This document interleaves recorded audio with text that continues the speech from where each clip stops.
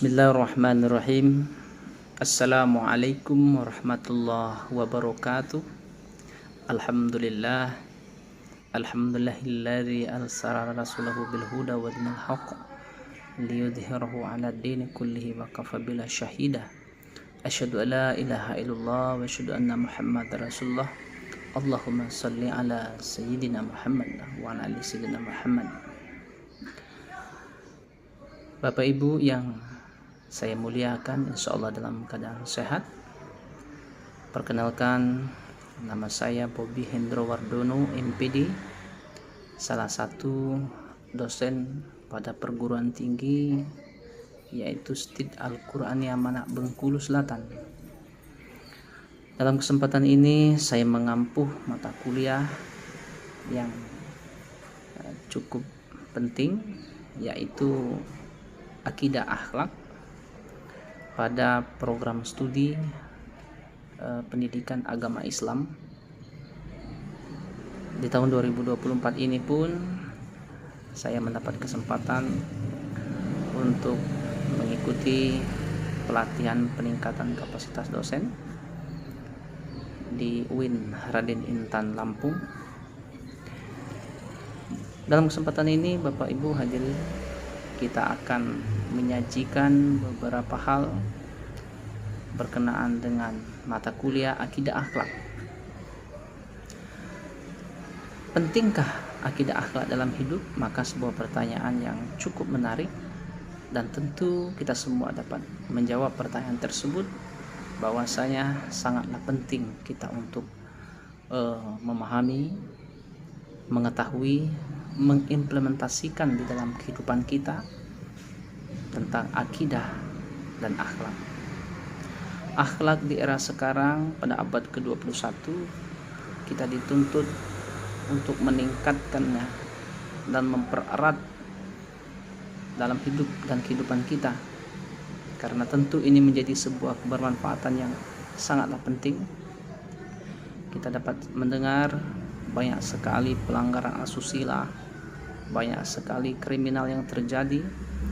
Hal tersebut tidak lain dan tidak bukan, salah satu penyebabnya adalah era globalisasi.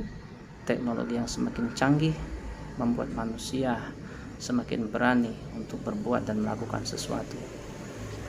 Maka dengan akidah dan akhlak yang kita tingkatkan dalam diri kita, mudah-mudahan akan membentengi kita dari perbuatan-perbuatan mungkar yang nanti kelak akan menjerumuskan kita dunia dan akhirat. Bapak Ibu, mari dalam kesempatan ini kita akan membahas tentang pengertian akidah dan akhlak, tujuan pembelajaran akidah dan akhlak, ruang lingkup akidah dan akhlak, lalu apa hubungan akidah dan akhlak. Maka jangan berlama-lama, mari sama-sama kita saksikan. Inilah dia, sekedar.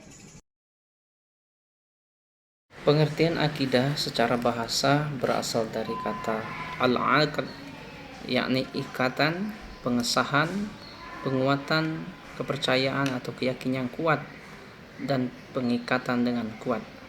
Selain itu, akidah memiliki arti keyakinan dan penetapan.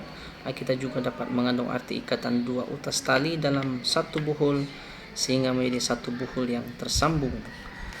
Demikian itu pendapat seorang penulis, ya, ini tertuang di dalam buku Muhammad Yusri dan Ibnu Mansur. Namun dalam definisi lain, akidah bisa diartikan sebuah keyakinan hati, yakni kepercayaan yang tertanam dalam hati. Ia menjadi landasan iman seorang muslim. Yang kedua, keimanan yang teguh. Akidah mencakup keyakinan kepada Allah, kepada malaikat, kitab-kitab, rasul, hari kiamat, dan qadar dan qadarullah. Lalu kemudian yang ketiga, akidah bisa berarti sumber kekuatan. Akidah yang kuat memberikan keteguhan dalam menghadapi berbagai ujian dalam hidup dan kehidupan. Dalam mengimplementasikan nilai-nilai akidah kehidupan sehari-hari, pertama, keimanan, yaitu yakin kepada sesuatu yang gaib bersifat metafisis. Yang kedua, membutuhkan keyakinan ketimbang penalaran logis. Lalu kemudian yang ketiga, mengesahkan Allah, merujuk pada sifat-sifat Allah yang Maha Tunggal. Inti dari ajaran tauhid adalah mengesahkan Allah Subhanahu wa taala. Kemudian akhlak. Akhlak merupakan sesuatu yang sangat sering kita dengar, yang mana akhlak dapat diartikan sebagai perilaku spontan. Akhlak adalah tindakan yang muncul secara spontan tanpa dipikir panjang. Kemudian akhlak dapat juga diartikan sebagai cerminan batin, merupakan manifestasi dari kondisi jiwa seseorang yang merefleksikan keadaan hati. Ketiga, pembentukan karakter. Akhlak terbentuk melalui pembiasaan dan latihan yang konsisten dalam kehidupan sehari-hari. Ada beberapa hadis yang menjadi dalil bahwa akhlak sangatlah penting untuk kita tanamkan dalam diri kita, terutama akhlak yang baik.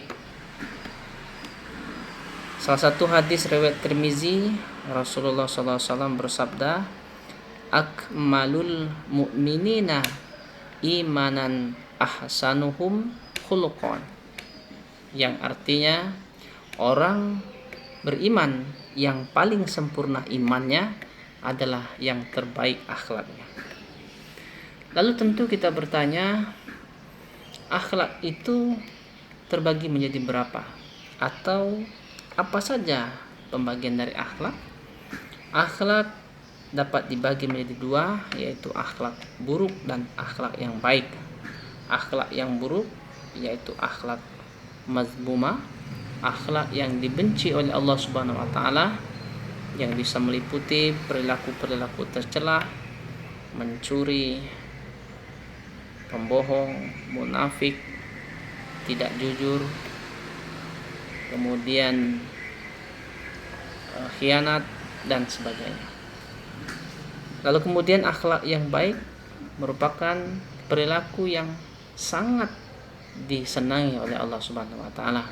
Di antaranya perilaku amanah, jujur, sopan santun yang tinggi, saling menghargai dan seterusnya. Bapak Ibu, berikutnya pun ada dalam sebuah hadis riwayat Tirmizi bahwasanya bertakwalah kepada Allah dimanapun kamu berada, dan jangan ikutilah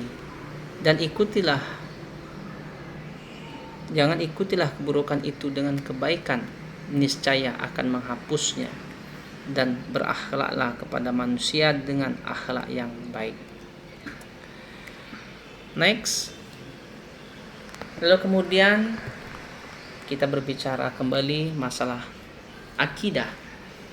Apakah ruang lingkup akidah yang dimaksud sebagaimana kita jelaskan di awal tadi?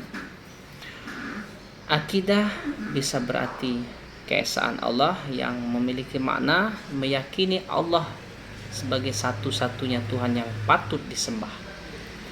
Kemudian tadi akidah juga disebut meyakini alam gaib, yaitu percaya kepada makhluk Allah yang tidak kasat mata atau tidak terlihat, seperti malaikat, jin, dan alam lain yang tidak bisa terlihat. Lalu kemudian yang keempat, ruang lingkup akidah yaitu wahyu ilahi, meyakini kebenaran Al-Quran dan kitab-kitab suci terdahulu.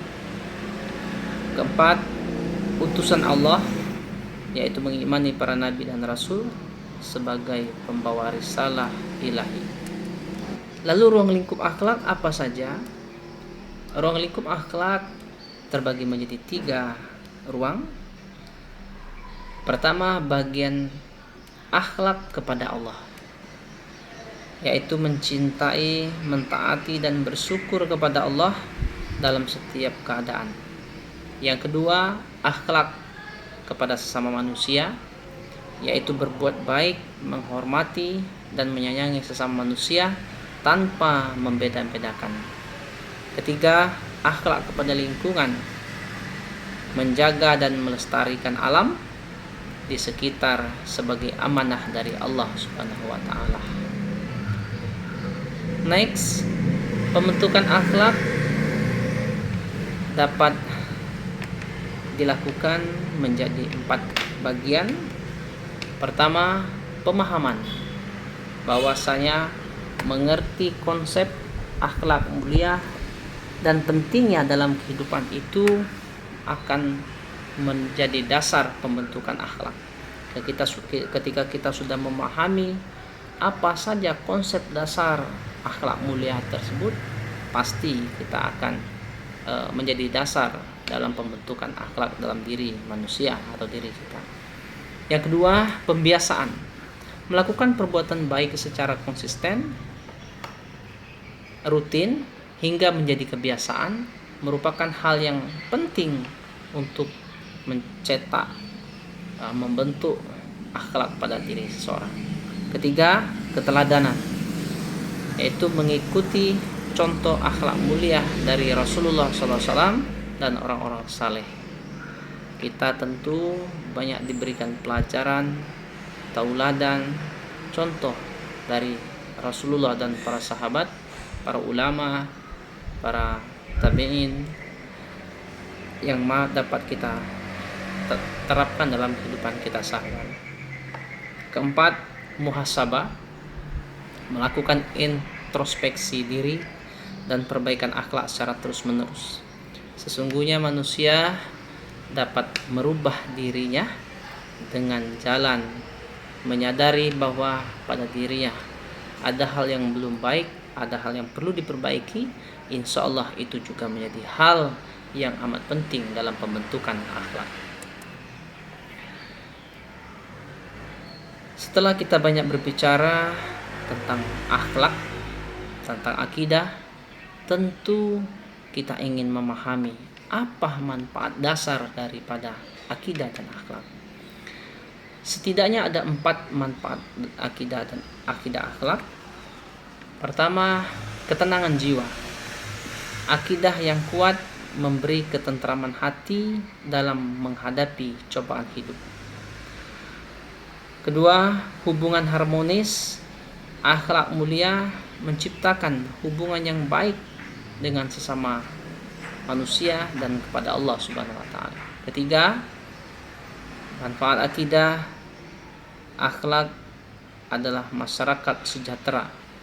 Penerapan akidah akhlak mampu membentuk masyarakat yang damai, masyarakat yang tentram, dan masyarakat yang sejahtera. Keempat, manfaat akidah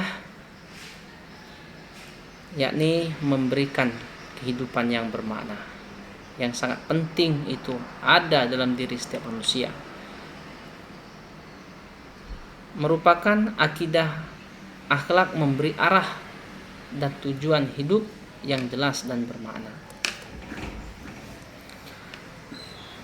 Lalu kemudian hubungan akidah dan akhlak. Akidah sebagai akar, itu yang pertama. Akidah merupakan keyakinan yang kuat menjadi pondasi bagi terbentuknya akhlak yang baik. Sedangkan akhlak sebagai buah, akhlak mulia merupakan hasil dari akidah yang benar, akidah yang kokoh, akidah yang kuat. Lalu kedua hal tersebut dapat saling menguatkan, yaitu akidah dan akhlak saling mendukung, menciptakan muslim yang utuh dan seimbang. Kesimpulannya dalam implementasi kehidupan sehari-hari bahwa akidah akhlak itu sangatlah penting untuk kita jaga, kita pahami dan kita realisasikan dalam kehidupan. Setidak-tidaknya implementasi akidah akhlak dapat berbentuk ibadah rutin, contohnya sholat, puasa, zakat, dan menguatkan akidah kita. Kemudian belajar terus-menerus, mengkaji ilmu agama itu juga penting karena merupakan pondasi kita, pemahaman kita untuk kita meyakini sesuatu dan berpegang kepada keesaan Allah Subhanahu wa taala. Kemudian muhasabah diri merupakan evaluasi diri untuk perbaikan akhlak. Yang keempat yaitu pergaulan positif, karena pergaulan merupakan hal yang cukup berpengaruh terhadap pribadi seseorang, terutama akidah dan akhlak. Memilih teman yang mendukung peningkatan iman dan akhlak itu adalah hal yang sangat penting. Bergaul kepada orang yang baik itu hal yang harus kita lakukan. Menjaga hubungan dengan orang yang tidak menjadi teman bagi kita itu hal yang perlu kita lakukan. Bapak Ibu, teman-teman, demikian penjelasan materi akidah akhlak kita pada hari ini. Semoga bermanfaat bagi kita semua dan semoga kita dapat menjadi pribadi yang mampu mengimplementasikan akidah dan akhlak dalam kehidupan kita sehari-hari. Demikian, terima kasih. Wassalamualaikum warahmatullahi wabarakatuh.